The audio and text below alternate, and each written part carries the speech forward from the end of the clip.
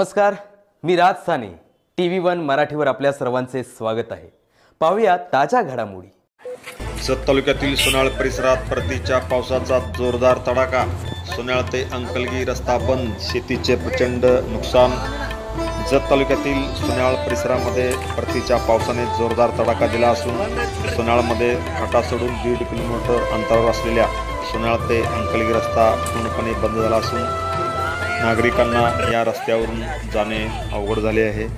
मुचंडी वस्तीजवळ उटी व सोनाळ सीमेवरती असलेल्या बैलगाडी व चारचाकी वाहनासाठी असलेला रस्ता ओढापूल वाहून गेला असून सोनाळ येथून 3 ते 4 किलोमीटर अंतरावर येथील असलेले शेतकरी यांना येण्या जाण्यासाठी सध्या अडचण येत असून या परिसरातील अनेक डाळिंब बागा सध्या पाण्याखाली आहेत. शेतीचे प्रचंड नुकसान झालेले आहे. त्यामुळे येथील शेतकरी पूर्णपणे चिंताग्रस्त झाला असून या परिसरात गेल्या 4 दिवसापासून पडत असलेल्या जोरदार पावसामुळे या परिसरातील शेतकऱ्याचे प्रचंड नुकसान झालेले आहे. या परिसरातील रस्ते सध्या पाण्याखाली गेल्याने शेतकऱ्याची वाहतूक सध्या बंद झालेली आहे.